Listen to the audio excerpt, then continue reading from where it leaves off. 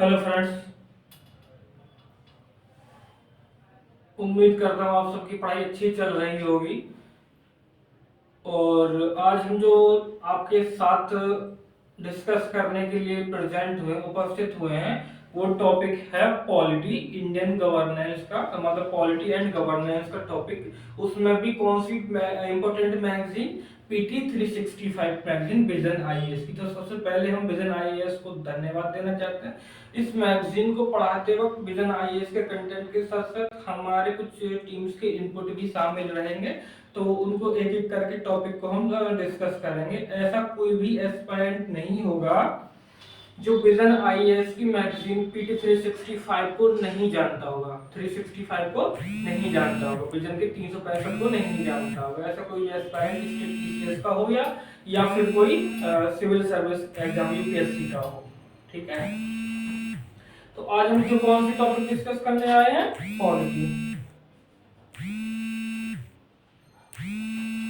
Polity and governance. Polity and governance topic को क्या करने आए हैं, डिस्कस करने आए हैं। तो देखते हैं, इसमें कुछ टॉपिक्स दिए हैं जो कि बहुत इंपॉर्टेंट है, और बाकी पूरी मैगजीन ही इंपॉर्टेंट है। उसमें भी कुछ टॉपिक्स जो इंपॉर्टेंट है डिस्कस करेंगे हम, और ये आपकी मैराथन क्लास की टाइप की रहेगी। इसमें हम इसको जितने भी पीटी 365 आएंगे उनको एक एक करके डिस्कस करते रहेंगे। और चलते हैं पहले टॉपिक की तरफ। पहला टॉपिक क्या है, बेसिक स्ट्रक्चर से संबंधित है पहला टॉपिक।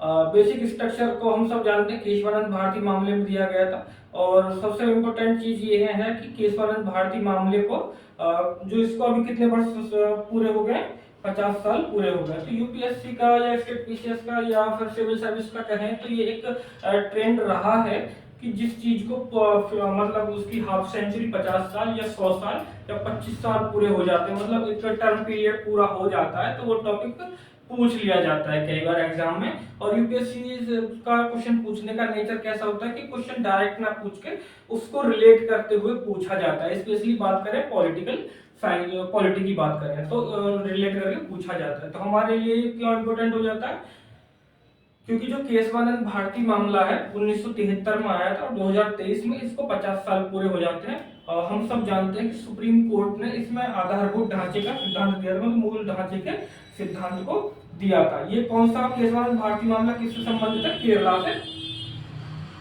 केरल स्टेट से रिलेटेड है। इस याचिका में राज्य सरकार पर संविधान के अनुच्छेद 25, अनुच्छेद 26 और अनुच्छेद 31 में निहित जो फंडामेंटल राइट्स हैं, हमारे फंडामेंटल राइट्स दिए गए हैं, उनके अतिक्रमण का आरोप लगाया था। और इस बात में, मतलब इस केस में, कौन से केस में, केशवानंद भारती केस में अब तक के सबसे ज्यादा जजों की पीठ है, मतलब कितने जज पीठ तक, 13 जजों की संवैधानिक पीठ के द्वारा 7:6 के रेशियो से ये संविधान का मतलब इस बात को क्या किया गया था, इस फैसला सुनाया गया था। हालांकि कुछ लोग जानते होंगे, कुछ लोग सोचते होंगे कि इसमें केशवानंद जी की जो थे वो जीत गए थे, लेकिन इसमें केशवानंद जी क्या हो गए थे, हार गए थे, इस केस को हार गए थे। तो मूल ढांचे का जो सिद्धांत है वो इस इंडोग्राफिक में दिया गया है, आपको ये इंडोग्राफिक क्या है पढ़ लेनी है। और न्यायिक समीक्षा की बात करें तो जो जुडिशियल रिव्यू की शक्ति है, कोर्ट ने निर्णय दिया कि न्यायिक शक्ति की मतलब न्यायिक समीक्षा की शक्ति भी क्या है कि संविधान के मूल ढांचे का अभिन्न अंग है। तो आपसे ये क्वेश्चन में पूछा जा सकता है कि निम्नलिखित में से निम्नलिखित में से न्यायिक समीक्षा संविधान के मूल ढांचे का अंग है या फिर नहीं है। ऑप्शन में दे दिया जाएगा, एक नहीं है, एक दो है, केवल दो वाला ट्रेंड भी आजकल चल रहा है। तो किसी प्रश्न में, किसी क्वेश्चन में इसको एक स्टेटमेंट की तरह पूछा जा सकता है हमसे, तो हम उसके लिए तैयार रहें। नेक्स्ट आगे चलते हैं।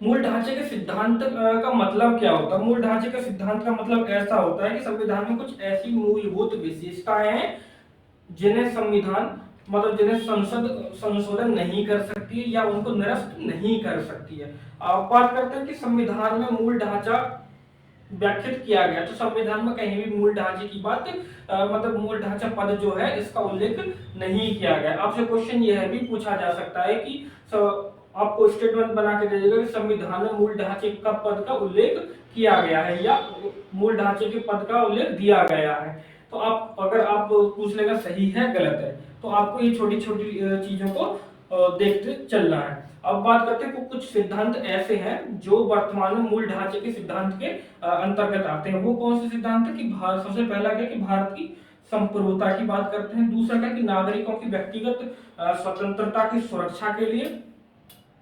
तीसरा क्या कि कल्याणकारी राज्य का निर्माण। और चौथा क्या है कि संविधान की सर्वोच्चता। और नेक्स्ट क्या है कि गणतांत्रिक और लोकतांत्रिक सरकार की बात करते हैं। और नेक्स्ट क्या है कि संविधान और संविधान का पंथ निरपेक्ष और संघीय स्वरूप। हाँ, आप सबको ये पता है कि जो संविधान का पंथ निरपेक्ष और संघीय स्वरूप है ये एसआर बोम्मई केस में दिया गया था। और नेक्स्ट क्या है कि विधायिका और कार्यपालिका और न्यायपालिका के बीच शक्तियों का पृथक्करण की बात की, जो आर्टिकल 51 में दिया गया है। और राष्ट्र की एकता और अखंडता की बात की गई। और न्यायिक समीक्षा का अधिकार किसके अंतर्गत आते हैं? मूल ढांचे के अंतर्गत आते हैं। और उसके साथ साथ मूल अधिकारों के साथ साथ फंडामेंटल राइट्स के साथ साथ डीपीएसपी के बीच सामंजस्य और जो संतुलन है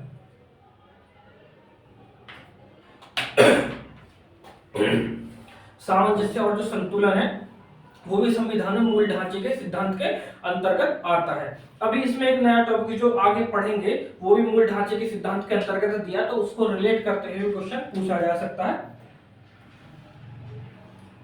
मैं इस टॉपिक की बात कर रहा था कि अखिल भारतीय न्यायाधीश संघ बनाम भारत संघ का फैसला सुनाते हुए कहा कि जिला न्यायालय की स्वतंत्रता भी जिला न्यायालय की स्वतंत्रता भी क्या है कि संविधान के मूल ढांचे का सिद्धांत होता है। और इसको फैसला सुनाते हुए कोर्ट ने कहा कि न्यायपालिका के संबंध में कुछ सिद्धांतों पर प्रकाश डाला। कौन कौन से? जो जिला न्यायालय के हाई कोर्ट, जिला न्यायालय है और हाई कोर्ट और सुप्रीम कोर्ट के बीच में जो वेतन और पेंशन है और जो अन्य सेवा शर्तें हैं वो देश भर में एक रूपकता से लागू होनी चाहिए। कि मतलब कि वो बिहार स्टेट में भी सेम होना चाहिए वेतन, सैलरीज वगैरह, और जो यूपी स्टेट है उसमें भी क्या होना चाहिए? सेम ही होना चाहिए। अगर हम हाई कोर्ट की बात करें तो सबसे पहले हाई कोर्ट के नीचे कौन होते हैं? जिला और सत्र न्यायालय होते हैं। उनके नीचे कौन होते हैं? दीवानी न्यायालय होते हैं, अधीनस्थ न्यायालय और मुंसिफ कोर्ट होते हैं। इनके नीचे ट्राइब्यूनल वगैरह भी आते हैं, लेकिन वो इंडोग्राफी में नहीं है, तो देख लेते ट्राइब्यूनल कौन सी आर्टिकल में दिए गए हैं। उसके बाद कहते हैं फौजदारी न्यायालय आते हैं। फौजदारी क्रिमिनल मामले, सिविल मामले में दीवानी न्यायालय में कौन से आते हैं? जो दीवानी हो जाते हैं, नहीं, दीवानी न्यायालय में वो न्यायालय आते हैं, सॉरी वो मामले आते हैं जैसे कि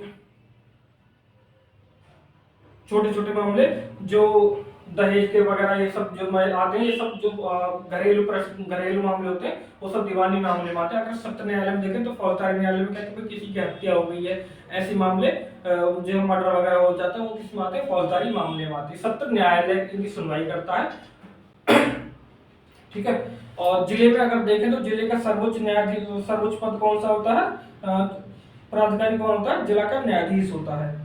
और अधीनस्थ न्यायालय का संगठनात्मक ढांचा, अधिकारिता और नामकरण राज्य निर्धारित करते हैं। और इस कारण से जिला न्यायाधीशों की स्थिति में एक राज्य से दूसरे राज्य में स्थिति उनकी क्या होती है? अलग अलग हो सकती है। अब उनकी नियुक्ति की भी बात करते हैं तो जिला न्यायाधीशों की नियुक्ति और उनकी पोस्टिंग और जो इनका प्रमोशन होता है वो हाई कोर्ट के परामर्श से राज्य का राज्यपाल करता है। ये इंपॉर्टेंट हो जाता है।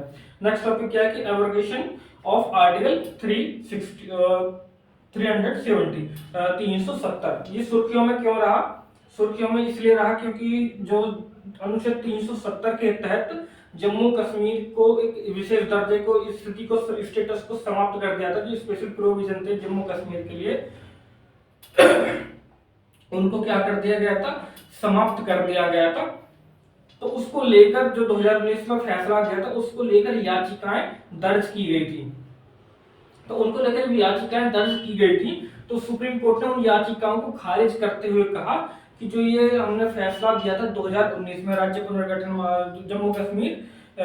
जम्मू एंड कश्मीर पुनर्गठन अधिनियम 2019 जो पारित किया था वो सही है। तो सुप्रीम कोर्ट ने जो निर्णय दिया उसके लिए क्या ग्राउंड दिया? जो सुप्रीम कोर्ट ने निर्णय दिया, सुप्रीम कोर्ट ने अगस्त 2019 में जारी निर्णय में बरकरार रखते हुए 1947 में जम्मू कश्मीर और भारत के विलय को स्वयं की कोई संप्रभुता नहीं रह गई थी। मतलब जब जम्मू कश्मीर ने अपनी संप्रभुता भारत के हाथों में सौंप दी थी, तो अब जम्मू कश्मीर कोई क्या हो जाती है, कोई भी संप्रभुता नहीं रह जाती है। सुप्रीम कोर्ट ने यह भी कहा कि आर्टिकल 370 जो है संविधान में एक अस्थायी प्रोविजन था, अनस्टेबल प्रोविजन था, जिसको हटा दिया गया है। और कोर्ट ने यह भी कहा कि तो संसद किसी भी राज्य में उसका कोई राज्य क्षेत्र अलग करके और केंद्र शासित प्रदेश बना सकती है। एक ग्राउंड यही था इसको चैलेंज करने के लिए, जो आर्टिकल 3 में बताया गया कि क्या राज्य के साथ साथ एक यूटी भी बनाया गया, क्योंकि अभी तुमने अभी देखा कि अलग अलग यूटीज बना दी गई, कौन कौन सी, जम्मू कश्मीर और लद्दाख यूटीज बना दी गई। उसको लेकर संविधान जो सुप्रीम कोर्ट था उसने कहा कि अनुच्छेद 3 में स्पष्टीकरण 1 के अनुसार बता कि जो अनुच्छेद 3 का ए है, आर्टिकल 3 का ए है, उसमें जो प्रयुक्त शब्द है स्टेट, उसका स्टेट का मतलब यूटी से भी है। ठीक है, तो यूटी भी बना सकता है।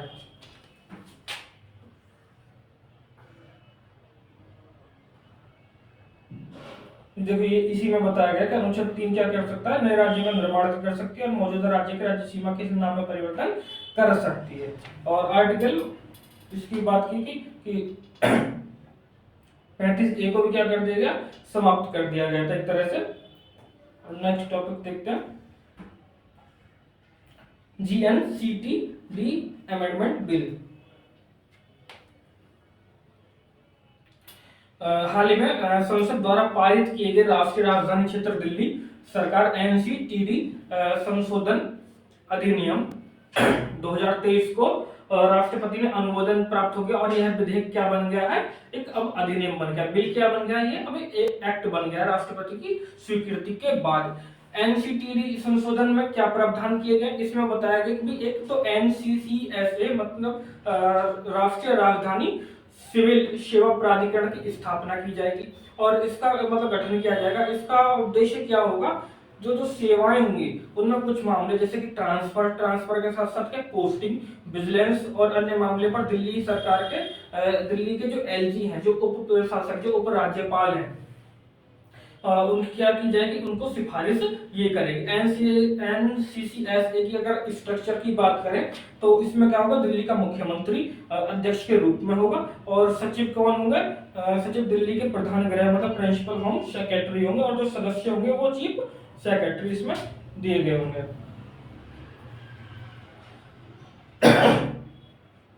NCCSA के सभी निर्णय उपस्थित और मतदान करने वाले सदस्यों के बहुमत के आधार पर लिया जाएगा और उसके साथ साथ करके दिल्ली के जो प्रधान गृह सचिव और मुख्य सचिव दोनों की नियुक्ति केंद्र सरकार करेगी। तो इसमें अगर ये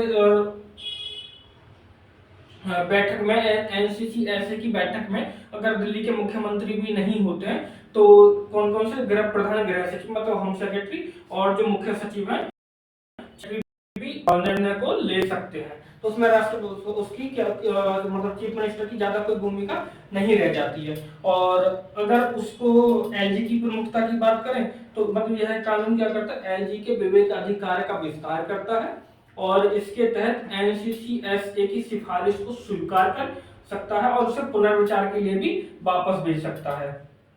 लेकिन ऐसे स्थिति में किसका निर्णय बाध्यकारी और अंतिम होगा, वो LG का निर्णय क्या होगा, अंतिम होगा। अगर बात करते हैं क्वेश्चन जो आप कहां से पूछा जा सकता है, क्वेश्चन आपका यहां से पूछा जा सकता है कि एनसीटी दिल्ली का शासन कैसे होता है। तो हम जानते हैं कि केंद्र शासित यूटी के रूप में वर्गीकृत कैसे हुआ था कि राज्य पुनर्गठन अधिनियम 1956 के तहत दिल्ली को एक यूटी के रूप में स्टेटस दिया गया था और इस प्रावधान में कौन सा आर्टिकल जोड़ा गया था, आर्टिकल 239 जोड़ा गया था। ये भी आपसे पूछा जा सकता है कि दिल्ली का प्रशासन कौन से आर्टिकल के अंतर्गत प्रावधानित रहा है, तो आर्टिकल 239 हो जाता है। उसके बाद एक विशेष दर्जा दिया गया, स्पेशल स्टेटस दिया गया दिल्ली को 79th कॉन्स्टिट्यूशन अमेंडमेंट एक्ट के द्वारा 1991 में। दिल्ली को क्या बोला गया, NCT, national NCT of Delhi, राष्ट्रीय राजधानी क्षेत्र दिल्ली बोला गया। और इस संशोधन के द्वारा आर्टिकल 239 को जोड़ा गया और इसमें दिल्ली को विधानसभा और मंत्रिपरिषद से युक्त बनाया गया। दिल्ली एक यूटी होने के बाद उसमें विधानसभा भी है और विधान और मंत्रिपरिषद भी है। और इसमें क्या बनाया गया, जो 69 कॉन्स्टिट्यूशन अमेंडमेंट एक्ट था, इसमें एलजी मत उपराज्यपाल को दिल्ली के प्रशासक के रूप में चयनित किया गया और वह दिल्ली सरकार के मंत्रिपरिषद की सहायता से और परामर्श से कार्य करते हैं। दिल्ली विधानसभा की अगर शक्तियों की बात अगर हम करें तो दिल्ली विधानसभा की शक्तियों की दिल्ली विधानसभा के पास पुलिस लोक व्यवस्था और भूमि को छोड़कर राज्य सूची और समवर्ती सूची के विषयों पर कानून बनाने की शक्ति इसके पास है। मतलब राज्य सूची के विषय पे और उसके साथ साथ समवर्ती सूची के विषय पे कानून बनाने की शक्ति है। किसको छोड़ के? पुलिस को छोड़ के और लोक व्यवस्था को छोड़ के और जो भूमि है उनको छोड़ के। संसद दिल्ली के संबंधित राज्य और समवर्ती सूची के सभी विषयों पर कानून बना सकती है। संसद को ये अधिकार दिया गया है। अब बात करते हैं प्रिवेंटिव नेक्स्ट टॉपिक की। नेक्स्ट टॉपिक हमारा कौन सा है? अभी मैं आप लोगों को उतना ही पढ़ाना जितना एग्जाम के लिए इंपॉर्टेंट रहेगा। बाकी आप इसके ऊपर सरसरी निगाहों से पूरी मैगजीन को देख लीजिएगा। वीडियो के साथ साथ जब वीडियो देखें उसके साथ साथ आप मैगजीन को साथ में रख लीजिएगा और जो जो आपको दिखता रहे उसमें आपको मार्क करते चलिएगा जो इंपॉर्टेंट रहे या जो मैं इंपॉर्टेंट बता रहा हूँ कुछ अलग से फैक्ट या कॉन्सेप्ट या कुछ आर्टिकल वगैरह आप उसमें वही की मेजर कर लीजिएगा। अगर खराब है तो देखिएगा। प्रिवेंटिव डिटेंशन की बात करते हैं। प्रिवेंटिव डिटेंशन क्या है? सुप्रीम कोर्ट ने न्यूज में क्यों रहा? सुप्रीम कोर्ट ने कहा कि जो प्रिवेंटिव डिटेंशन है वह केवल असाधारण परिस्थितियों में ही प्रयोग में लाना चाहिए। ऐसा कि नहीं थोड़ा सा कुछ घटित हुआ और आपने प्रिवेंटिव डिटेंशन के आधार पर किसी को डिटेन कर लिया, ठीक है। तो अगर प्रिवेंटिव डिटेंशन हम होता है इसकी बात करें तो प्रिवेंटिव डिटेंशन का मतलब होता है जो अपराध करने से पहले किसी व्यक्ति को उठा लेना कौन से ग्राउंड पे कि ये व्यक्ति अपराध में शामिल हो सकता है, कि सपोज करो मैं ही हूँ और पुलिस को लगता है कि ये व्यक्ति अगर बाहर रहा तो ये इस बार के चुनावों में क्या करेगा, कुछ हरकत करेगा, तो मुझे क्या कर सकती हूँ प्रिवेंटिव डिटेंशन के द्वारा मैं डिटेन कर सकती है। लेकिन भारत के इसमें भारत के संविधान में आर्टिकल 22 के क्लोज 1 और 22 के क्लोज 2 के तहत गिरफ्तारी और हिरासत से सुरक्षा प्रदान करता है। लेकिन प्रिवेंटिव डिटेंशन के तहत जो व्यक्ति रखा गया है उनमें आर्टिकल 22 के 1 और 22 के 2 के तहत सुरक्षा नहीं दी गई है, ठीक है। नेक्स्ट की बात करते हैं। ऐसे कौन से कानून हैं अभी जिनके द्वारा कानून प्रिवेंटिव डिटेंशन के प्रावधान किए गए हैं? वो कौन सा है?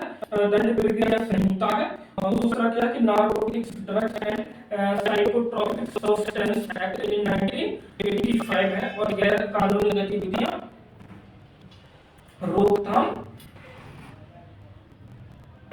अधिनियम दिया गया है। ये टॉपिक इतना हो जाता है। प्रिवेंटिव डिटेंशन से संबंधित अगर संवैधानिक प्रावधानों की बात करें तो आर्टिकल 22 ए में दिया गया, आर्टिकल 22 2 में दिया गया और आर्टिकल 22 3 में दी गई, आपको देख लेना है। उसके साथ साथ आर्टिकल 22 की 4 में 22 की क्लोज 4 में भी इनको दिया गया है, इनको भी देख लेना है आपको। बात करते हैं पर्सनैलिटी राइट। हम बात करते हैं कि व्यक्तिगत अधिकारों की कि हमारे अधिकार हैं, तो नेक्स्ट टॉपिक में वही चीजें बताई गई है। ये चर्चा में क्यों रहा कि मतलब दिल्ली हाई कोर्ट ने बॉलीवुड के एक प्रसिद्ध अभिनेता हैं उनके व्यक्तिगत अधिकार को तीसरे पक्ष द्वारा दुरुपयोग किए जाने से संरक्षण प्रदान कर दिया गया है। व्यक्तिगत अधिकार के अंतर्गत क्या आते हैं कि व्यक्तिगत अधिकार से तात्पर्य उसके निजता के अधिकार की बात करते हैं या उसके संपत्ति के अधिकार की बात करते हैं। व्यक्तिगत अधिकार के नाम, उसकी वॉइस आवाज, उसकी सिग्नेचर मतलब हस्ताक्षर और उसकी छवि या जनता द्वारा आसानी से पहचाने जाने वाली किसी विशेषता को व्यक्त करते हैं जो किसी सेलिब्रिटी के क्या व्यक्तित्व का प्रतीक, व्यक्तित्व का क्या है प्रतीक है। भारत में व्यक्तिगत अगर अधिकारों की बात करें तो देश में व्यक्तिगत अधिकारों या उनके संरक्षण का कोई भी स्पष्ट कानून में स्पष्ट उल्लेख नहीं है, किसी भी कानून में स्पष्ट उल्लेख नहीं दिया गया। हालांकि भारत में निजता के अधिकार और संपत्ति के अधिकार के तहत इसके तत्व विद्यमान है। अब बात करते हैं कि भारत में जो पर्सनैलिटी राइट्स हैं वो किसके द्वारा शासित होते हैं। तो यहाँ दो तरह से शासित होते हैं। कौन से? एक तो राइट ऑफ पब्लिसिटी, मतलब पब्लिसिटी का अधिकार। पब्लिसिटी के आधार के अंतर्गत ट्रेडमार्क अधिनियम 1999, किसके अंतर्गत? ट्रेडमार्क अधिनियम 1999 और 1999 और कॉपीराइट अधिनियम 1957 जैसे कानूनों के द्वारा शासित होते हैं। अगर हम दूसरे की बात करें, राइट टू प्राइवेसी, तो राइट टू प्राइवेसी के अंतर्गत संविधान के आर्टिकल 21 के तहत, और जो एक जज है न्यायमूर्ति एस पुट्टास्वामी, मामला 2008-2018 में सुप्रीम कोर्ट के फैसले के द्वारा क्या होते हैं, उनके द्वारा शासित किए जाते हैं। उनके द्वारा किए जाते हैं, इन कानूनों के द्वारा शासित किए जाते हैं। व्यक्तिगत अधिकारों से संबंधित प्रावधानों की बात हमने की थी, तो आर्टिकल 21 के अंतर्गत बताया था उसमें कि किसी व्यक्ति को उसके प्राण और दैहिक स्वतंत्रता से कानून की प्रक्रिया के द्वारा कानून द्वारा स्थापित प्रक्रिया के अनुसार ही वंचित किया जा सकता है। और अनुच्छेद 301 क्या कहता है? राइट टू प्रॉपर्टी, संपत्ति के अधिकार की बात किया करता है, जो कि 44 कॉन्स्टिट्यूशन अमेंडमेंट एक्ट इन ईयर 1978 में ऐड किया गया था। और इससे अगर बात करें, इससे संबंधित केस की बात करें, तो दीपा जयकुमार बनाम एल विजयवाल 2019 में बात किया गया है। और उसके दूसरे साथ में देखें तो साक्षी मलिक बनाम वेंकटेश्वर क्रिएशन प्राइवेट लिमिटेड और अन्य बात 2021 में देखें। ये आपको एक बार सरसरी निगाह से देख लेना है, ठीक है। और हमारा इसी यूनिट का टॉपिक आ जाता है हेट स्पीच। तो हेट स्पीच क्या है, अभी चर्चा में कर रहा है। तो ये बताया, सुप्रीम कोर्ट ने बताया कि जो हितधारकों से हेट स्पीच की समस्या का स्थायी समाधान खोजने में आपसी सहयोग की आवश्यकता पर बल दिया कि भाई आपसी सहायता करते हुए आपसी सहयोग से आप हेट स्पीच को फैलाने से रोकिएगा। और हेट स्पीच होता क्या है? हेट स्पीच के बारे में तो भारत में किसी भी कानून के अंतर्गत हेट स्पीच को परिभाषित नहीं किया गया। तो आपसे क्वेश्चन यही पूछा जाएगा कि हेट स्पीच को भारतीय संविधान के अंतर्गत वर्णित किया गया है या भारतीय संविधान के अंतर्गत इसकी परिभाषा दी गई, जो कि स्टेटमेंट क्या है, सरासर गलत हो जाता है। हेट स्पीच ये है कि एक आदमी द्वारा एक ग्रुप के द्वारा किसी दूसरे ग्रुप के प्रति फैलाई गई घृणा वाले वक्तव्य को या कुछ ऐसी चीज को जो कि उसको घृणा फैलाने के लिए जिम्मेदार है, उसको क्या बोलते हैं? हेट स्पीच बोला जाता है। हेट स्पीच को हम ऑनलाइन और ऑफलाइन दोनों माध्यम से क्या कर सकते हैं? फैला सकते हैं। पिक्चर के द्वारा, कार्टून्स के द्वारा, मीम्स के द्वारा या हाव-भाव और प्रतीक चिन्हों के द्वारा, मतलब सिंबल्स के द्वारा दर्शा सकते हैं, ठीक है। ये दोनों तरीके से दर्शा सकते हैं, यही यहाँ पे बताया गया था।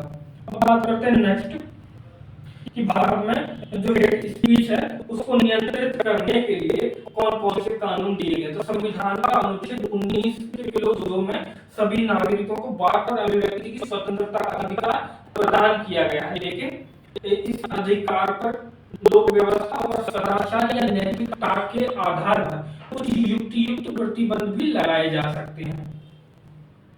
और भारतीय न्याय संहिता की बात करें तो सेक्शन 196 क्लॉज 1 में कि धर्म, नस्ल या जन्म या निवास या भाषा के आधार पर शत्रुता बढ़ाने के लिए ये इसको दंडित करने का प्रावधान करता है, मतलब आपको दंडित किया जाएगा धारा सेक्शन 196 के क्लॉज 1 के अंतर्गत। और वहीं सेक्शन 299 मतलब 299 के अंतर्गत बताया गया कि जो किसी वर्ग के धर्म या जाति, विश्वास या उसके उपासना या उसके अपमान या उसकी धार्मिक भावना को ठेस पहुंचाने के इरादे से किया गया या जानबूझकर किया गया कृत्य भी क्या है कि दंड के लिए अब भागीदारी है। धारा 353 और धारा 353 के क्लोज ए और धारा 353 के क्लोज 2 में भी कुछ ऐसे ही प्रावधान किए गए हैं जिनमें आपको दंडित किया जा सकता है। अब बात करते हैं आरपीए एक्ट की। यहाँ से क्वेश्चन आपको खूब बार बार के पूछा जाता है आरपीए एक्ट से, लोक प्रतिनिधि अधिनियम 1951 से। इसमें क्या है कि इसकी सेक्शन 8 ये भी बहुत चर्चा में रहती है। सेक्शन 8A के तहत राहुल गांधी की जो अभी सदस्यता बीच में खत्म कर दी गई थी, तो वो भी इसी के आधार पर खत्म की गई थी। तो ये हर समय न्यूज में बना रहता है। तो अधिनियम 8 में क्या कि ऐसे व्यक्ति को चुनाव लड़ने से रोक सकता है जिसने वाक्य और अभिव्यक्ति की स्वतंत्रता का गलत उपयोग किया हो, कि अपने किसी चुनाव प्रचार के लिए उसने वाक्य और अभिव्यक्ति की स्वतंत्रता का हनन कर दिया है, उसका गलत यूज किया हो, तो उसको चुनाव लड़ने से रोका जा सकता है सेक्शन 8 के आरपीए एक्ट 1951 के तहत। अगर उसकी बात करें सेक्शन 123 के क्लोज 3A की और धारा 125 के तहत क्या की निर्वाचन के संबंध में धर्म के आधार पर, मूल वंश या जाति समुदाय या भाषा के आधार पर शत्रुता फैलाने वाली गतिविधियों को करप्शन मतलब भ्रष्टाचार की श्रेणी में रखता है, और साथ ही इन गतिविधियों को प्रतिबंधित भी करता है। बात करते हैं नागरिक संरक्षण अधिनियम, नागरिक अधिकार संरक्षण अधिनियम 1955 की धारा 7 के तहत कहे गए या लिखे गए शब्दों के माध्यम से या संकेतों या फिर तस्वीरों या अन्यथा स्पर्शता को उकसाने और उसे बढ़ावा देने के लिए दंड का प्रावधान किया गया है। अब एक और टॉपिक जो कि अभी न्यूज में रहा है खूब, उपासना स्थल अधिनियम 1991, पैलेस ऑफ वर्शिप एक्ट 1991। तो देखते हैं कि पैलेस ऑफ वर्शिप एक्ट 1991 है क्या।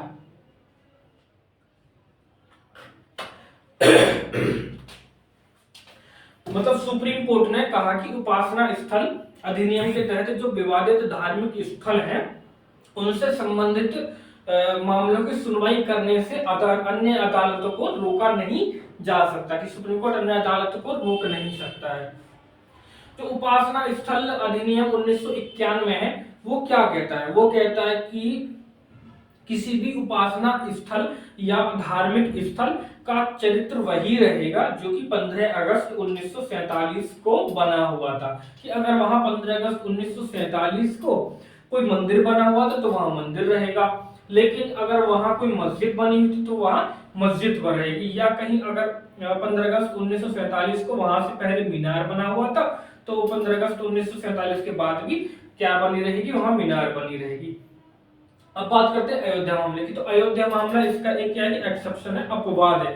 अयोध्या मामले में इस आर्टिकल के तहत क्या की गई, छूट की गई, ये मैंने मार्क भी किया हुआ। अयोध्या में विवादित स्थल को इस अधिनियम के तहत छूट भी दी गई थी।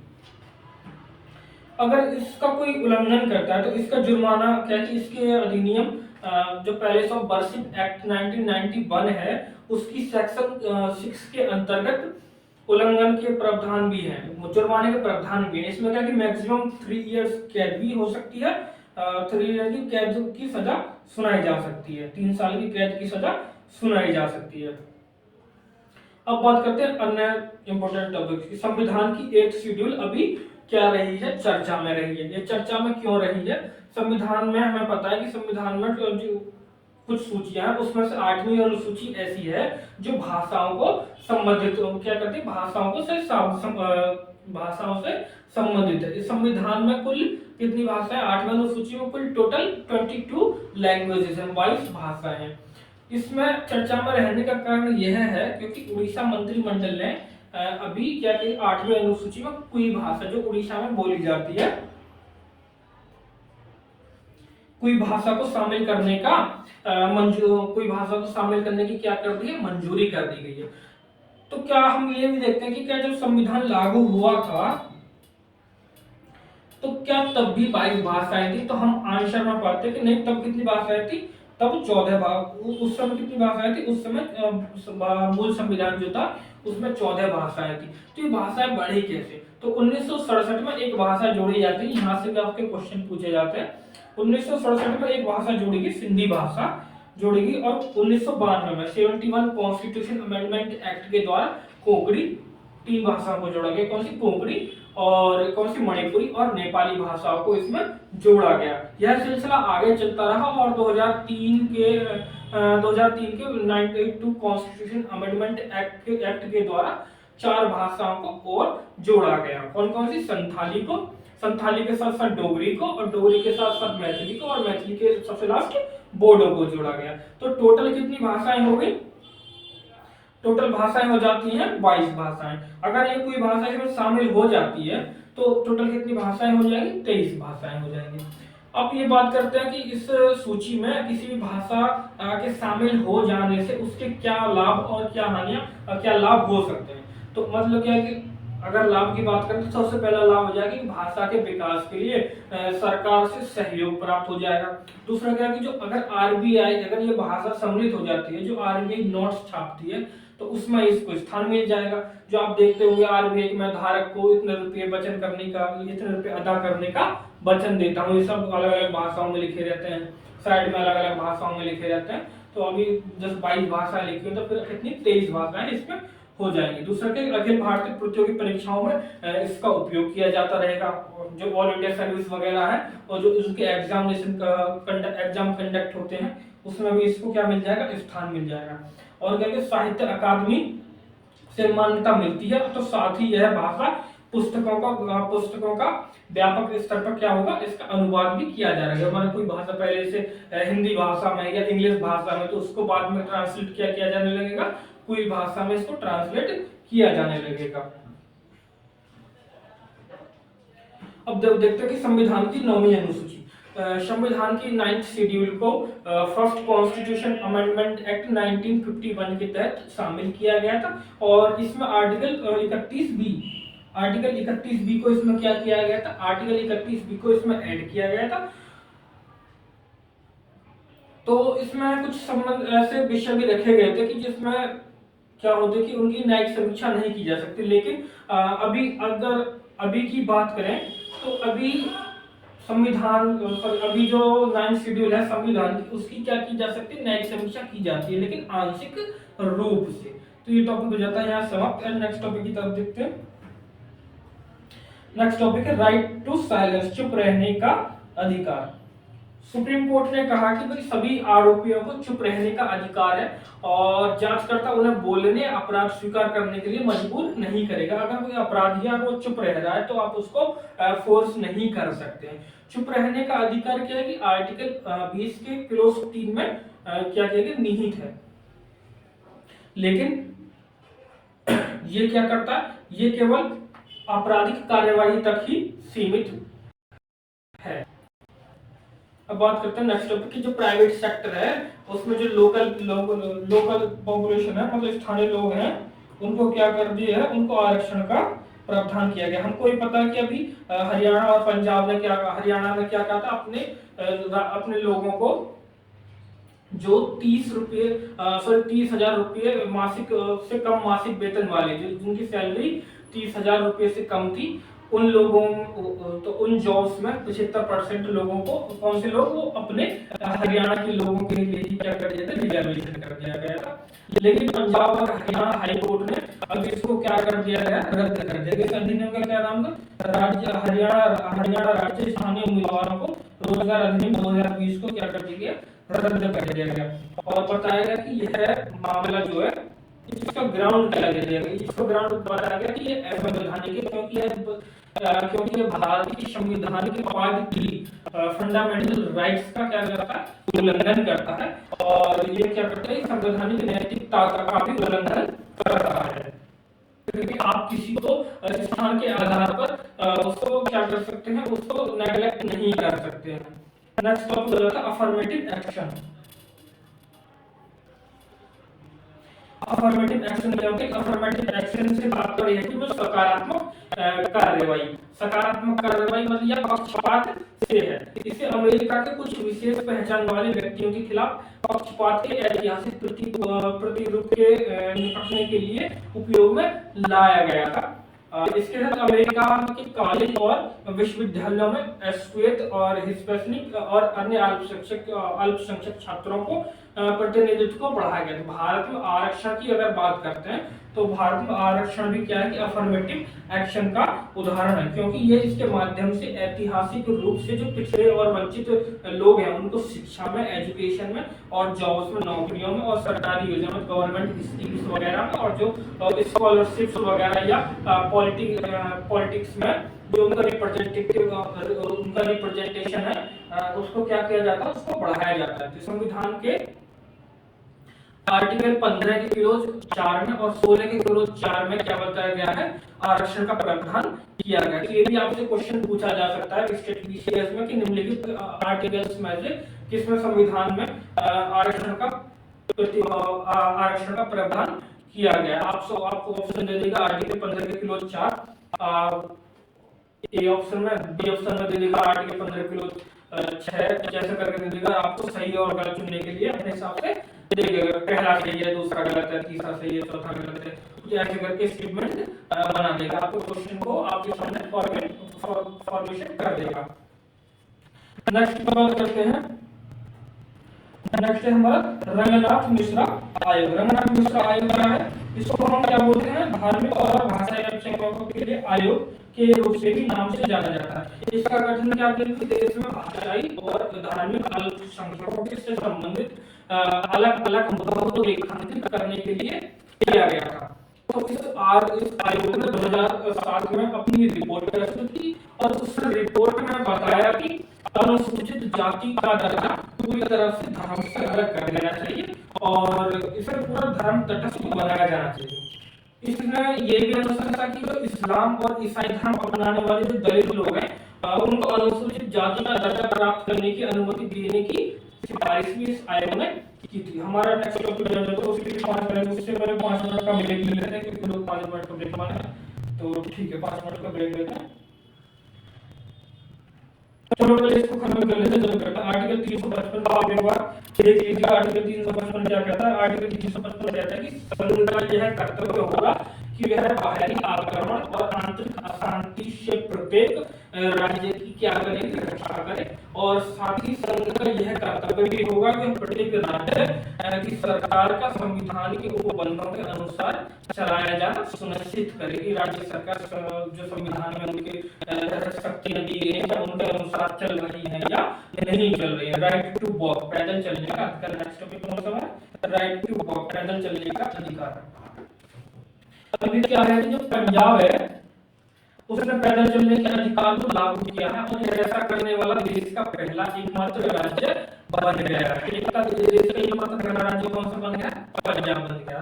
तो उसने कहा कि जो national highway authority of India है बताया कि तो लोगों को राइट टू वॉक चलने का अधिकार है, तो आप रोड के साथ साथ चलो सड़क पर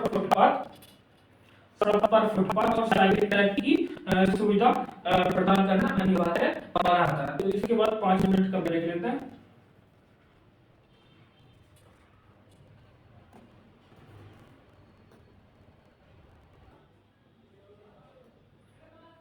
नेक्स्ट टॉपिक हो जाता है हमारा नॉन कॉन्फिडेंस मोशन, अविश्वास प्रस्ताव। संसद के चर्चा में क्यों रहा, क्योंकि संसद के अभी मानसून सत्र में क्या हुआ कि केंद्र सरकार के खिलाफ नॉन कॉन्फिडेंस मोशन लाया गया, हालांकि ये पास नहीं हुआ। अगर बात करते हैं नॉन कॉन्फिडेंस मोशन के बारे में तो इसे सिर्फ लोकसभा में ही क्या कर सकते हैं, पेश किया जा सकता है। ओनली लोकसभा में क्या कर सकते हैं, पेश किया जा सकता है। अगर संसदीय लोकतंत्र में कोई सरकार तभी तक सत्ता में रह सकती है जब तक वह अपना प्रस्ताव मतलब क्या कर सकता है, अविश्वास प्रस्ताव या विश्वास प्रस्ताव पास कर दे या अविश्वास प्रस्ताव पारित ना हो पाए। सीधे शब्दों में कहें कि कोई भी सरकार सत्ता में तभी तक बनी रह सकती जब तक वो अपना बहुमत सिद्ध कर देती है। अगर जैसे ही अविश्वास प्रस्ताव पास हो जाता है तो उसका बहुमत सिद्ध नहीं हो पाता और सरकार को इस्तीफा देना होता है। तो संवैधानिक प्रावधानों की बात करें तो आर्टिकल 75 के क्लोज 3 में बताया गया कि मंत्रिपरिषद किसके प्रति होगा, लोकसभा मंत्रिपरिषद लोकसभा के प्रति सामूहिक रूप से उत्तरदायी होगी। और इसी प्रकार का आर्टिकल क्या है कि आर्टिकल 164 के क्लोज 2 में बताया कि मंत्रिपरिषद किसके रूप में होगी, राज्य विधानसभा के प्रति उत्तरदायी होगी। और जो अगर इसके प्रावधान की बात करें नॉन कॉन्फिडेंस मोशन के, तो नॉन कॉन्फिडेंस मोशन लोकसभा के प्रक्रिया और कार्य संचालन नियमों के नियम कितने में 198 में बताया गया है। किसमें बताया गया? अधिनियम नियम 198 में बताया गया है। दोबारा नया पर एक अविश्वास प्रस्ताव, इसको नोट करके यहाँ लिख लेंगे कि एक अविश्वास प्रस्ताव पर चर्चा होने पर और सदन द्वारा उसे स्वीकार या अस्वीकार कर दिए जाने पर उसे सत्र में दूसरे सत्र में अविश्वास प्रस्ताव नहीं लाया जा सकता। उसी सत्र में दूसरे मतलब एक सत्र में एक बार ही नॉन कॉन्फिडेंस मोशन को आप ला सकते हो। इसको लगभग इसको ज्यादातर कौन लाएगा? ज्यादातर के अधिकतम या मतलब यह कहते कि वही लाएंगे, वो कौन लाएगा? वो विपक्षी लाते हैं।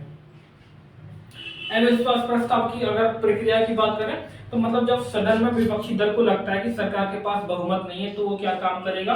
वो एक या विश्वास खो चुकी है तो अविश्वास प्रस्ताव पारित को लाएगा और लोकसभा जो अध्यक्ष होगा उसके परीक्षण के पास रखेगा और वो नोटिस देंगे। उसके बाद क्या होगा? अविश्वास प्रस्ताव बुलाया जाएगा और उस पर क्या होगी? वोटिंग होगी और उसके वोटिंग अगर कंप्लीट हो जाती है तो सरकार को क्या देना पड़ेगा? अगर वोटिंग पास हो जाता है तो सरकार को अपना इस्तीफा देना पड़ेगा। तो ये इसकी प्रोसेस है।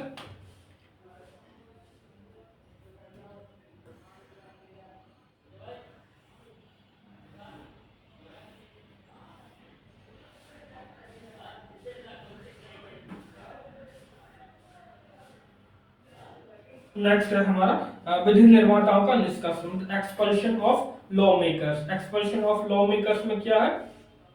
इस सुर्खियों में कह रहा है कि अभी लोकसभा ने आचार संहिता की एक रिपोर्ट के आधार पर अपने एक सदस्य को अवैध रूप से जो गिफ्ट है मतलब उपहार लेने पर और परितोषण लेने मतलब गिफ्टिफिकेशन स्वीकार करने पर उसको सदन के मतलब आरोप के रूप में क्या कर दिया कि सदन से बाहर कर दिया गया है।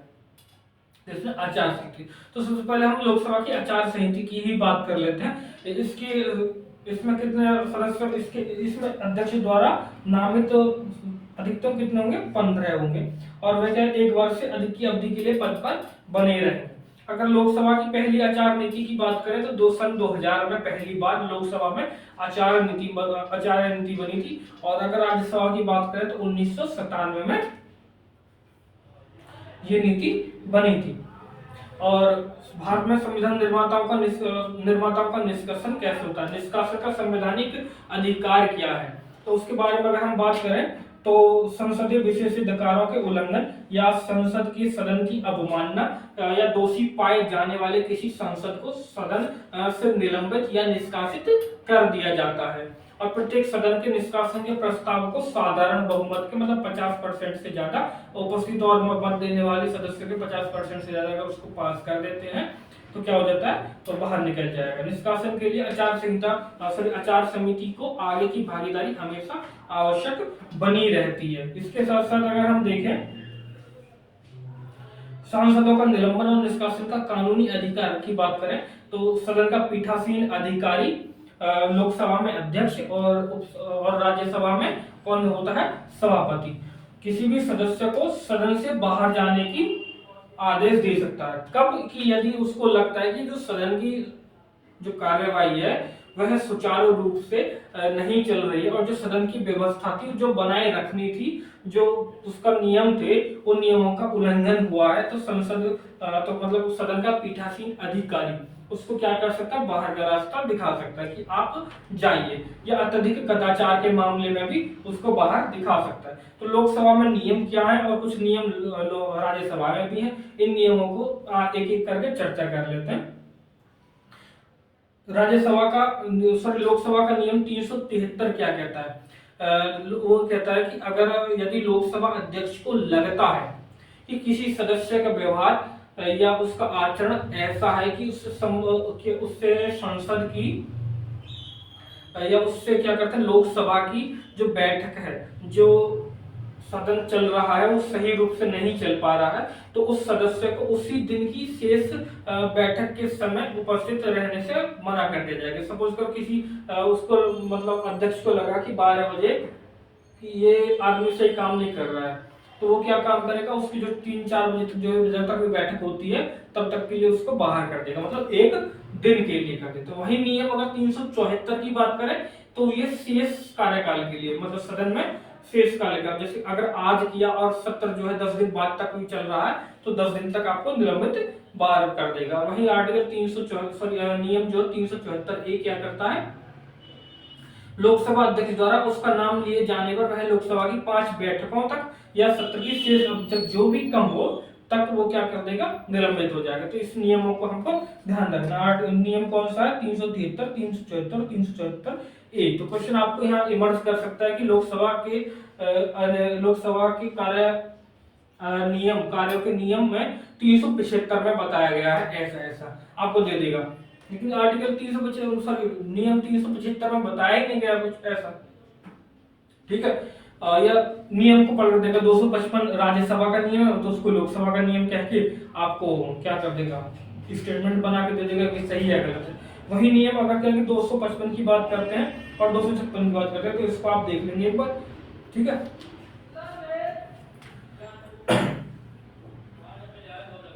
अब बात करते हैं संसद के किसी भी सदन के सदस्यों की अयोग्यता किस आधार पर होती है। एक तो होता है कि लोक प्रतिनिधि अधिनियम 1951 जो कि अभी हमने डिस्कस किया, 1951 का कि इस अधिनियम की धारा 8 की क्लोज 3A के अनुसार दोषी ठहराए जाने वाली विधायिका के किसी भी सदस्य को यदि 2 वर्ष से अधिक की कारावास की सजा सुनाई जाती है तो उसे दोषी ठहराए जाने की तिथि से अयोग्य माना जाएगा और उसे सजा पूरी होने के 6 साल बाद तक चुनाव लड़ने से क्या कर दिया जाएगा, निरग्य घोषित कर दिया जाएगा कि मतलब 2 साल की सजा के बाद वो 6 साल तक चुनाव नहीं लड़ सकता है। वहीं अगर संविधान की जो कॉन्स्टिट्यूशन की 10th शेड्यूल है उसमें एक एंटी डिफेक्शन लॉ है, अदल बदल कानून के आधार पर किसी संसद के किसी सदस्य को अयोग्य ठहराया जाता है। और संविधान का जो अनुच्छेद 102A और 191 क्लोज ए है, 191 क्लोज 1 है, उसमें क्या है कि कुछ शर्तें दी गई हैं अयोग्यता के आधार पर। मतलब क्या है कि एक तो वो अगर वो लाभ का पद पे होगा तो उसको क्या कर दिया जाएगा, उसको अयोग्यता समाप्त कर दी जाएगी, मतलब उसकी योग्यता समाप्त कर दी जाएगी, या क्या कि मानसिक रूप से वो क्या हो, विकृत हो और अदालत ने ऐसा घोषित कर दिया हो। दूसरा क्या है कि वो दिवालिया हो जाए, तीसरा क्या है कि दिवालिया हो जाए, या चौथा क्या है कि या वो किसी देश की नागरिकता ग्रहण कर ले, और पांचवा क्या कि या उसे किसी कानून के तहत अयोग्य ठहरा दिया जाए। किसी कानून के तहत मतलब कि एंटी डिफेक्शन लॉ, दल बदल कानून क्या कर दिया जाए, उसे अयोग्य ठहरा दे। हम आगे एंटी डिफेक्शन लॉ की भी बात करेंगे, दल बदल कानून के बारे में भी बात करेंगे। नेक्स्ट टॉपिक हमारा क्या है, एंटी डिफेक्शन लॉ ही है। एंटी डिफेक्शन लॉ को हम सब जानते हैं कि इसको कब जोड़ा गया था, इसको जोड़ा गया था 52 constitution amendment act in 1955 added by 10th schedule, 10वीं अनुसूची के द्वारा इसको जोड़ा गया था। और इसका निर्णय जो होता है, अयोग्य ठहराने का निर्णय जो होता है, इसके अंतर्गत किसका होता है, वो सदन के पीठासीन अधिकारी का होता है। मतलब लोकसभा की बात करें तो लोकसभा में किसके पास रहेगा ये नियम, ये अध्यक्ष के पास रहेगा। अगर हम वही राज्यसभा की बात करें तो राज्यसभा में सभापति के रूप में रहेगा। सभापति का निर्णय क्या होगा, अंतिम और बाध्यकारी नियम होगा। अब ये बात करते हैं कि सुर्खियों में रही तो रही क्यों। सुर्खियों में इसलिए क्योंकि जो महाराष्ट्र विधानसभा के अध्यक्ष ने क्या करते, दल बदल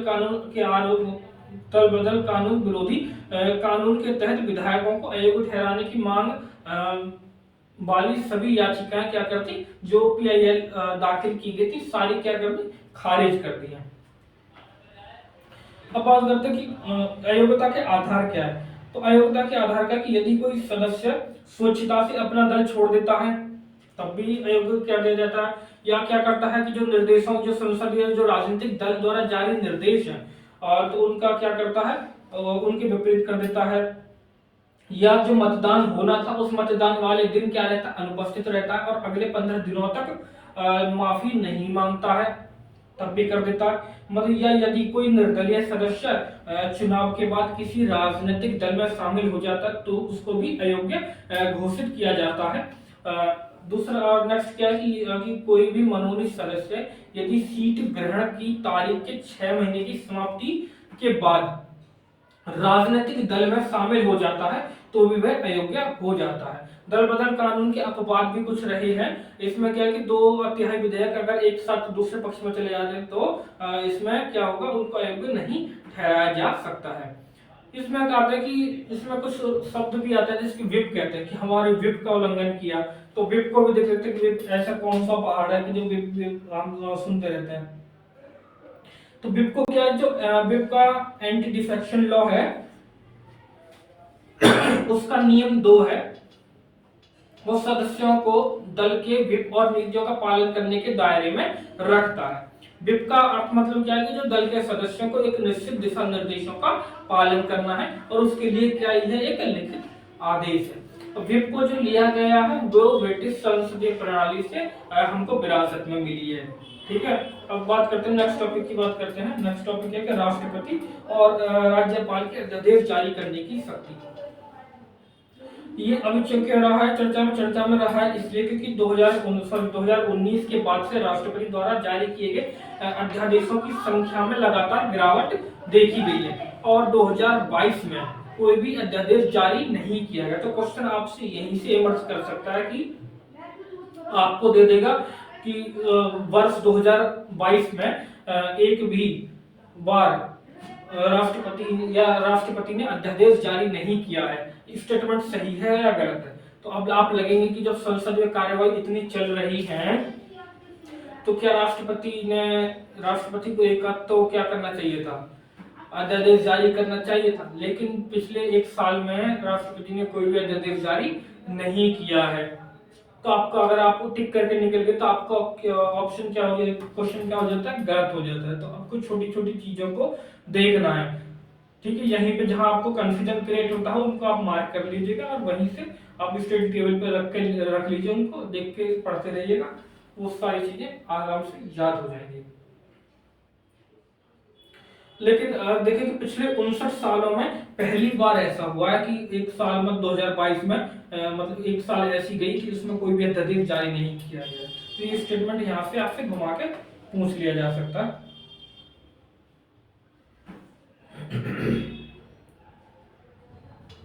अध्यादेश जारी करने की शक्ति क्या है, तो आर्टिकल 123 के अंतर्गत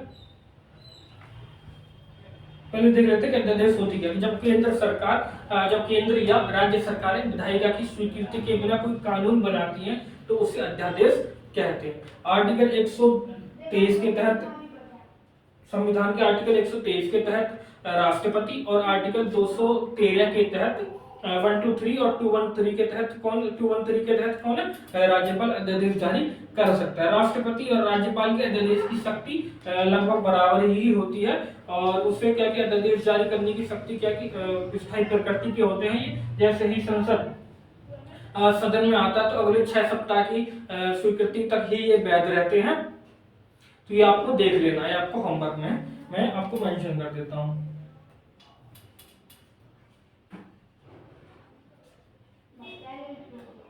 ठीक है,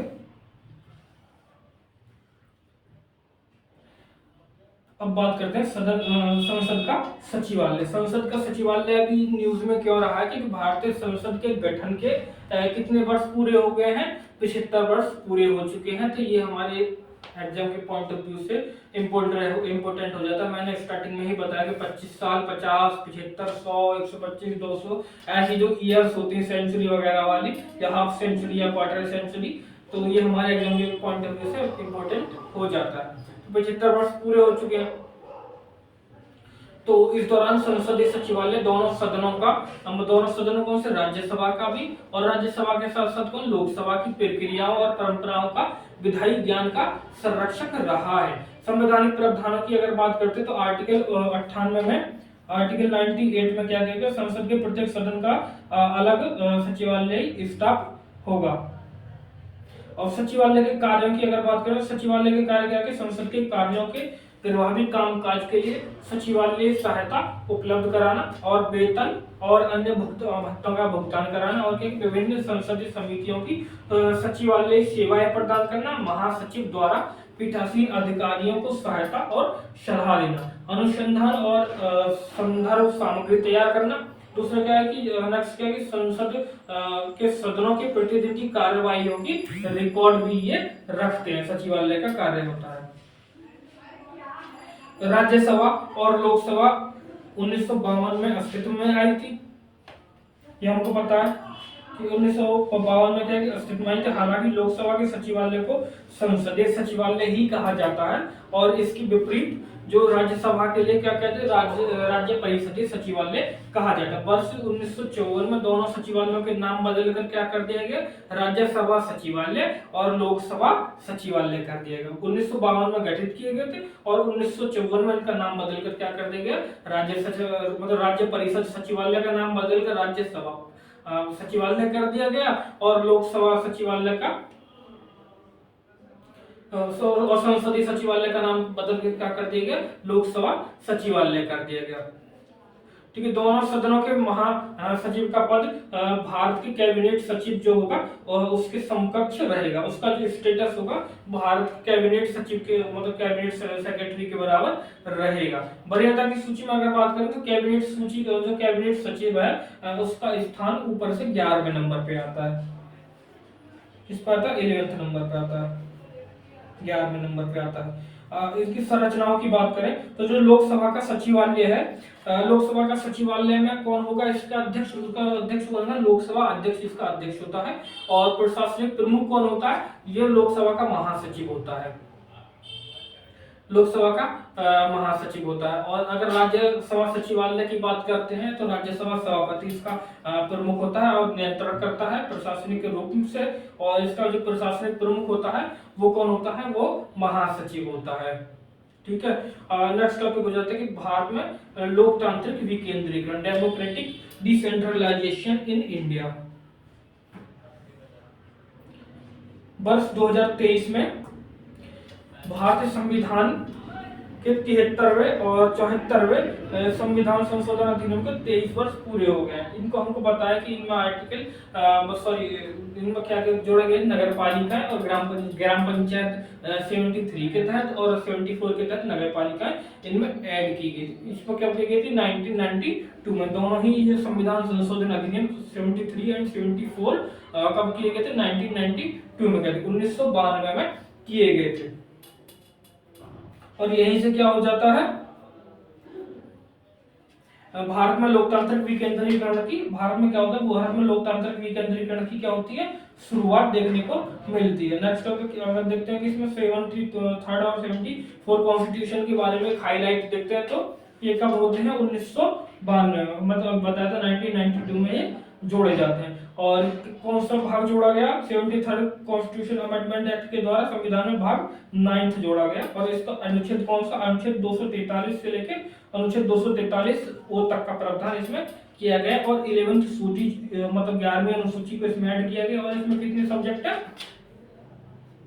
29 जो है इसमें सब्जेक्ट्स को लिया गया। वहीं अगर हम 74वें संविधान संशोधन अधिनियम 1992 की बात करें तो इसमें क्या जोड़ा गया, इसमें शहरी सरकार मतलब शहरी स्थानीय सरकारों को संवैधानिक दर्जा दिया गया।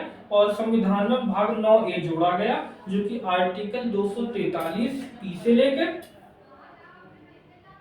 243 जेड जी तक रहा है। तो 243 से लेकर 243 ओ तक का जो प्रावधान किया गया है वो संविधान के भाग 9 में किया गया है, जिसमें पंचायती राज संस्थाओं को क्या दिया गया, संवैधानिक स्टेटस मतलब कॉन्स्टिट्यूशनल स्टेटस दिया गया था।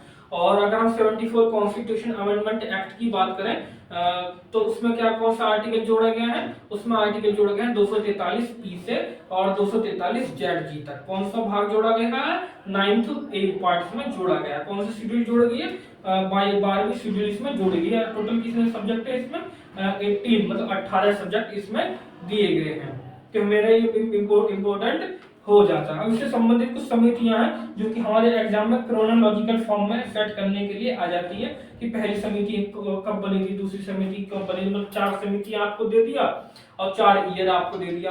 उनमें से सुमेलित करने के लिए पूछ लिया या उनमें से बता दिया कि निम्नलिखित में से कौन सुमेलित नहीं है, उसमें से क्या कर देगा, तीनों को सुमेलित कर देगा और जो एक होगा उसे सुमेलित नहीं करेगा, उसका ईयर कुछ अलग लिख देगा। देखते हैं कि सबसे पहले समिति कौन सी बनती है, सबसे बनती है पंचायती PRI से रिलेटेड, पंचायती राज इंस्टीट्यूशन से रिलेटेड बलवंत राय मेहता समिति कब बनती है? 1997 में बनती है, जिसमें क्या त्रिस्तरीय पंचायत व्यवस्था की बात की। उसके बाद कौन बनता है? उसके बाद अशोक मेहता समिति बनती है। अशोक मेहता समिति 1977 में बनती है, 1978 तक, 77 से 1978 में बनती है। ठीक है, इसमें क्या क्या इसने द्विस्तरीय मतलब द्विस्तरीय पंचायत व्यवस्था की बात की। उसके बाद कौन सी बनती है? CH Hanumant Rao working group 1983 में बनती है। JVK राव समिति कब बनती है? 1985 में बनती है। LM सिंघवी समिति 1986 में, और थुंगन समिति किसमें बनती है? 1988 में। तो टोटल कितनी समितियां? 6 समितियां हमारे इंपोर्टेंट हो जाते हैं। तो आपको इनके ईयर रखने हैं, और इनमें जो जो एक एक या दो दो रिकमेंडेशन दी गई थी जो कि इंपोर्टेंट हैं, उन रिकमेंडेशंस को आपको देख लेना है। ये आपका क्या है? ये आपका होमवर्क है।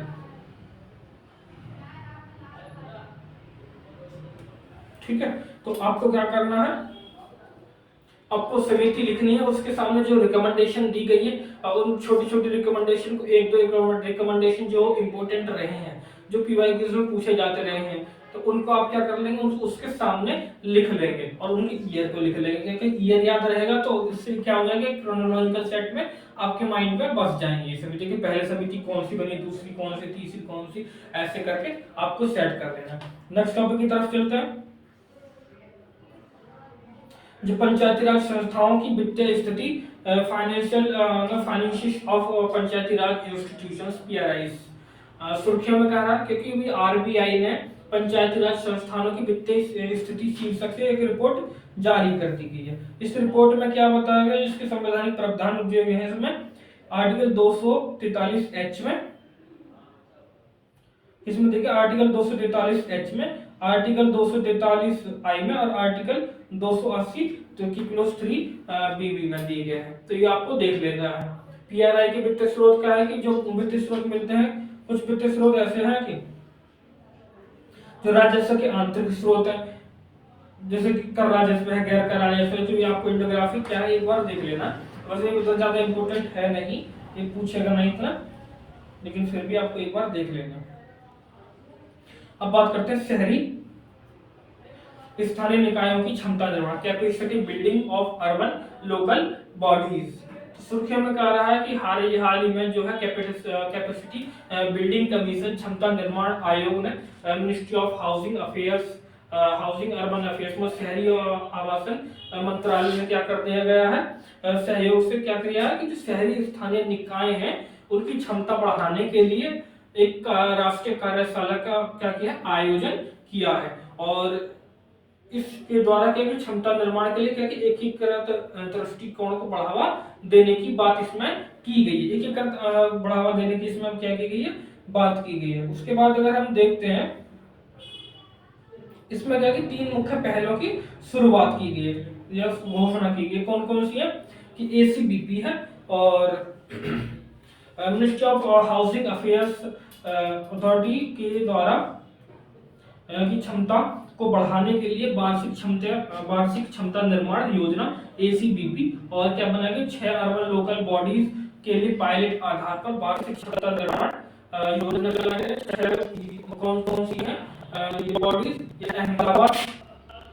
अहमदाबाद, भुवनेश्वर, मैसूर, राजकोट, नागपुर और पुणे है। अर्बन लोकल बॉडीज के लिए क्षमता निर्माण योजना तैयार करने हेतु व्यापक टूल किट का इसका उद्देश्य क्या है? कि ULBs की समृद्धि और विकास की मदद करने के लिए आवश्यक संसाधन क्या करना? उत्पादन करना। अगर CBC की बात करें तो कैपेसिटी बिल्डिंग कमीशन की बात हम करते हैं, तो इसका गठन क्या कब किया गया था? 2021 में भारत के राजपत्र में प्रकाशित एक अधिसूचना के द्वारा किया गया था। इसका उद्देश्य क्या है? कि ये सहयोगात्मक और मतलब साझा नजरिया अपनाते हुए क्या करेगा? विश्वसनीय एवं समान दृष्टिकोण वाले क्षमता निर्माण को क्या करेगा? आकार देगा। संरचना की बात करें तो इसमें अध्यक्ष होगा और 2 सदस्य होंगे, जिन्हें एक सचिव भारत सरकार के संयुक्त सचिव ग्रेड का अधिकारी की अध्यक्षता वाले आंतरिक सचिवालय द्वारा प्रदान की जाएगी। अगर शहरी निकायों के बारे में बात करते हैं तो शहरी निकाय मतलब शहरी शासन जो है वो स्थानीय सरकार जो है वो संविधान की सूची की प्रवर्ष की संख्या 5 में, संविधान की कौन सी सूची, राज्य सूची में दिया गया है। तो शहरी किस में दिया गया, राज्य सूची, स्टेट लिस्ट में ये दिया गया है। 74 कॉन्स्टिट्यूशन अमेंडमेंट एक्ट 1992 के तहत शहरी स्थानीय सरकारों को औपचारिक रूप से सरकार के तीसरे पक्ष के रूप में मान्यता दी गई है। तीसरे पक्ष के रूप में मान्यता, तीसरे स्तर के रूप में मान्यता कैसे दी गई है? सबसे ऊपर कौन, नगर पंचायत, सेकंड कौन, म्युनिसिपल काउंसिल्स मतलब नगर पालिका परिषद, और तीसरा कौन, नगर निगम मतलब म्युनिसिपल कॉर्पोरेशन। ठीक है, जो बड़े शहरों के लिए है।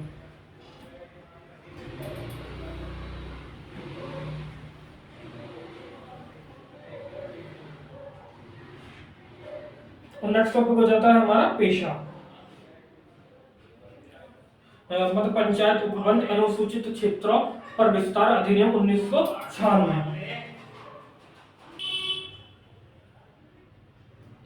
तो नेक्स्ट टॉपिक हमारा हो जाता है पेशा। पेशा हमने आई थिंक पढ़ लिया था, नहीं पढ़ा था। पेशा की बात करते हैं, पंचायत उपबंध अनुसूचित क्षेत्रों का विस्तार अधिनियम 1996 की बात करते हैं। तो चर्चा में क्यों रहा है कि हाल ही में झारखंड सरकार ने पेशा अधिनियम से जुड़े नियमों के ड्राफ्ट को सार्वजनिक परामर्श के लिए जारी किया। 1 मिनट ब्रेक लेंगे थोड़ा सा।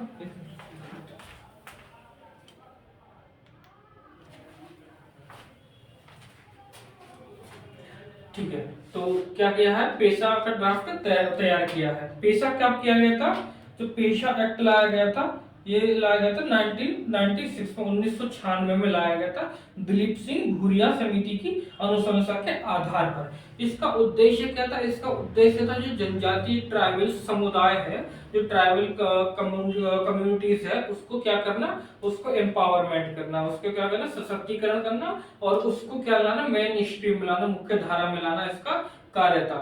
यह पंचायतों से संबंधित संविधान के भाग 9 के कुछ प्रावधानों के अपवादों के साथ आर्टिकल 244 क्लोज ए के अंतर्गत 5वीं अनुसूची में आने वाले 10 राज्यों के क्षेत्रों को तक विस्तार करता है। पेशा क्या करता है, 10 राज्यों तक विस्तार करता है।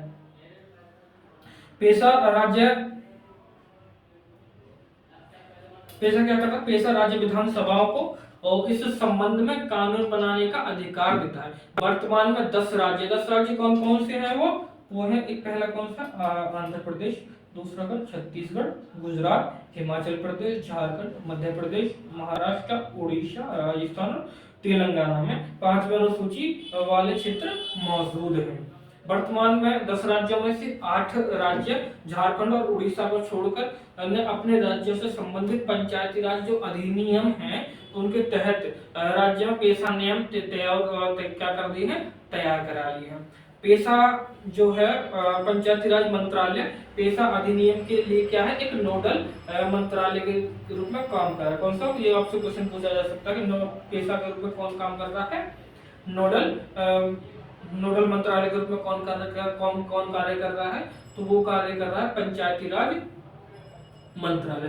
पेशा अधिनियम की अगर बात करें तो पेशा अधिनियम को संविधान के भीतर संविधान कहा जाता है। ये भी आपको पूछना जा सकता है स्टेट पीसीएस वगैरह में कि निम्नलिखित में से किस उपबंध को या निम्नलिखित में से किस अधिनियम को संविधान के अंतर्गत संविधान कहा जाता है।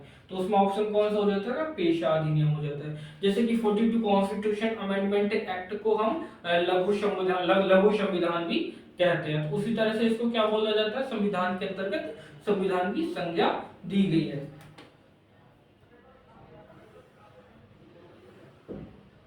और इसके अंतर्गत आरक्षण की बात की जाए, पेशा के अंतर्गत आरक्षण जो दिया गया उसमें प्रत्येक पंचायत में न्यूनतम 50% सीटों का आरक्षण होगा। किसके लिए, समुदाय की आबादी के अनुपात में पंचायत के अध्यक्ष के साथ उपबंधित ये होगा, कितना, 50%। ये आपको याद रखना है। 5वीं और 6ठी अनुसूची की बात करते हैं।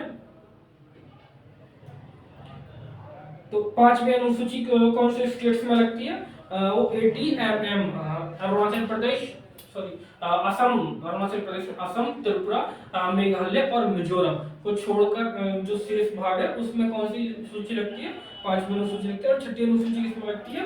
ATMM। मैं लिख देता हूँ ATMM, असम, त्रिपुरा, मेघालय और मिजोरम में ये लगती है। ठीक है, इसको ये देख लेना आप, जो इंफोग्राफिक दी हुई है इसको आप देख लेना एक बार। ये भी आपको क्या कि एक होमवर्क की तरह है।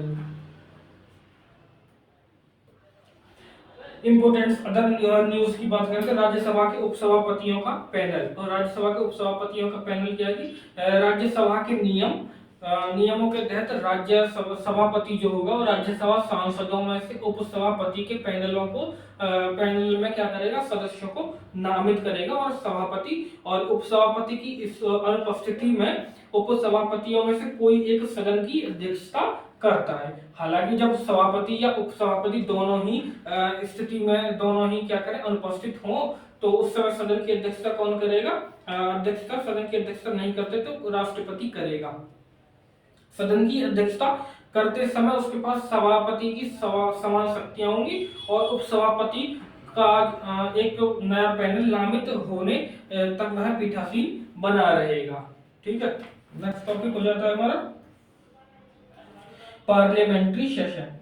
तो पार्लियामेंट्री सेशन में संविधान में कहीं भी विशेष सत्र मतलब स्पेशल सेशन शब्दावली का उल्लेख नहीं किया गया है।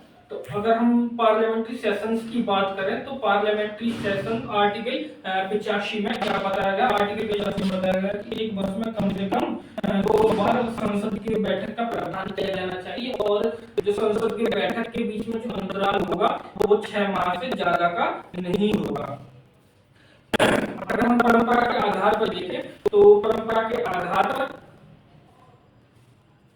जो सेशन होते हैं वो 3 सेशन अभी फिलहाल चल रहे हैं, 3 सेशन होते हैं, 3 सत्र होते हैं।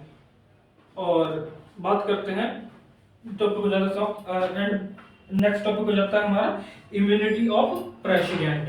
जो राष्ट्रपति की उन्मुक्ति क्या होती है? राष्ट्रपति की उन्मुक्ति संविधान के अनुच्छेद 361 देश के राष्ट्रपति और राज्यपाल को उन्मुक्ति या क्या करते हैं? इम्यूनिटी मतलब एक सुरक्षा प्रदान करते हैं। राष्ट्रपति और राज्यपाल के पद पर रहते हुए उनके किए गए कार्यों के लिए और उनके किए गए कर्तव्यों के लिए वो किसी भी अदालती जांच के से बाहर है, किसी भी अदालत में जवाबदेह नहीं है। और राष्ट्रपति की आचरण की समीक्षा तभी की जा सकती है जब उन पे इम्पीचमेंट कौन से आर्टिकल 61 के तहत चलाया जा रहा हो, और तभी उन पे किया जा सकता है, उनके आचरण की बात की जा सकती है। तो ये भी खत्म हो जाता है। छोटे नेक्स्ट टॉपिक देख लेते हैं कि नियम 176 और नियम 267 राज्यसभा के इंपॉर्टेंट है। राज्यसभा का नियम 267 क्या कहता है? मतलब राज्यसभा सदस्य को और सभापति की मंजूरी से सदन में पूर्व निर्धारित एजेंडे को निलंबित करने की विशेष शक्ति प्रदान करता है। और नियम 176 क्या कहता है कि मतलब किसी विशेष मुद्दे पर अल्पकालिक चर्चा की अनुमति देता है और 2.5 घंटे से अधिक की नहीं होगी, जो कि क्या होगी? जो कि 2.5 घंटे से अधिक की नहीं होगी। अब बात करते हैं एडजोरेंट मोशन की, मतलब स्थगन प्रस्ताव की। तो हम सब जानते हैं प्रस्तावों में एक प्रस्ताव होता है स्थगन प्रस्ताव। तो इस स्थगन प्रस्ताव को कहाँ लाया जा सकता है? इसको केवल लोकसभा में लाया जा सकता है, और यह संसद में किसी सदन का ध्यान आकर्षित करने के लिए प्रस्तुत किया जाता है। और संसद के अध्यक्ष की मतलब सदन जो सदन में लाया जा रहा है, मतलब लोकसभा में लाया जा रहा है, तो लोकसभा अध्यक्ष की सहमति किसके लिए? इसके लिए आवश्यक है। और इसको प्रस्ताव स्वीकार करने के लिए कम से कम 50 सदस्यों का समर्थन आवश्यक होता है। इसमें सरकार की निंदा के तत्व भरे हुए होते हैं, मतलब विद्यमान होते हैं, और सरकार राज्यसभा को इस साधन का उपयोग करने की अनुमति नहीं देती है। और किसी भी स्थगन प्रस्ताव पर चर्चा कम से कम 2 घंटे 30 मिनट मतलब 2.5 घंटे तक की होनी चाहिए, चलनी चाहिए। तो ये भी खत्म हो जाता है। नेक्स्ट टॉपिक है अधीनस्थ विधान या प्रत्यानियोजित विधान। राज्यसभा की अधीनस्थ विधान परिषद राज्यसभा की अधीनस्थ विधान संबंधी समिति ने मंत्रालय द्वारा विभिन्न अधिनियमों के तहत नियम बनाने में देरी एक रिपोर्ट प्रस्तुत की है। और उस रिपोर्ट में क्या बताया गया कि उस रिपोर्ट में बताया गया कि अधिकांश नियम और विनियम उपनियम आदि बनाने की शक्तियां अधीनस्थ प्राधिकारियों को सौंपती, जैसे कि कार्यपालिका को। अब हम देखते हैं कि अधीनस्थ न्यायालय या कानून की आवश्यकता हमको क्यों है।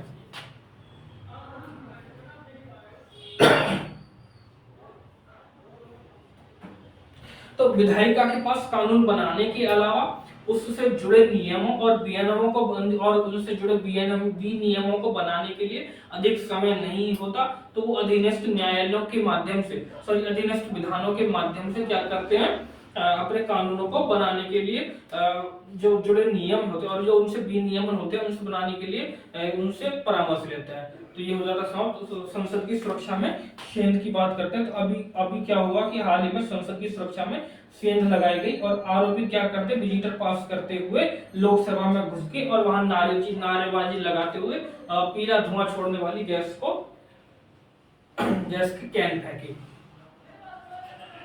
ठीक है। और सरपंच पति ये सब रहते ही हैं। सरपंच पति से मतलब क्या है? सरपंच पति से मतलब होता है कि निर्वाचित तो महिला हुई है, लेकिन उस महिला के स्थान पर एक प्रॉक्सी के रूप में उसका पति मतलब पुरुष जो है, क्योंकि भारत पुरुष प्रधान समाज है, तो पुरुष क्या करता है, जो उसकी रियल अथॉरिटीज होती है उनको क्या करता है, उनको एंजॉय करता है, उनको क्या करता है, उनको निर्णय लेने की शक्तियों का प्रयोग करता है, उनकी जो पावर होती है उनको एंजॉय करता है। तो संसदीय स्थायी समिति ने कहा कि निर्वाचित महिलाओं को प्रशिक्षित करने और उनको सशक्त करके सरपंच पति या जो प्रधान पति का जो स्टेटस चल रहा है, जो एक नया पद क्रिएट हो गया है व्यवस्था, उस व्यवस्था को क्या कर दिया जाए, उसको समाप्त किया जाए। 73rd कॉन्स्टिट्यूशन अमेंडमेंट एक्ट 1992 में पंचायती राज संस्थाओं में कुल सीटों का 1/3 और पंचायती राज संस्थाओं के सभी स्तरों पर अध्यक्ष के 1/3 पद महिलाओं के लिए क्या किए गए, आरक्षित किए गए। कौन सा आर्टिकल? आर्टिकल 243 डी में। इन आर्टिकल 243 डी में किए गए हैं।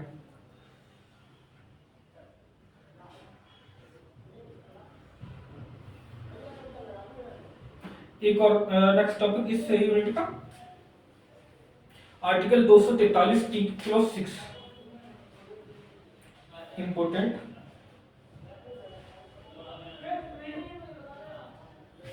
क्या कि मतलब राज्य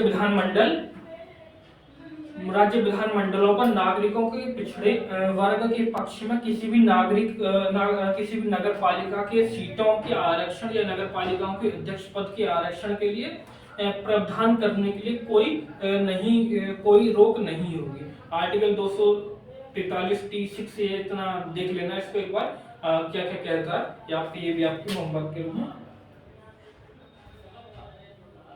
तो ठीक है, आज की क्लास को रोकते हैं, आज की क्लास करते हैं समाप्त। लगभग 1.25 घंटे की क्लास हो गई है। ठीक है, बाय।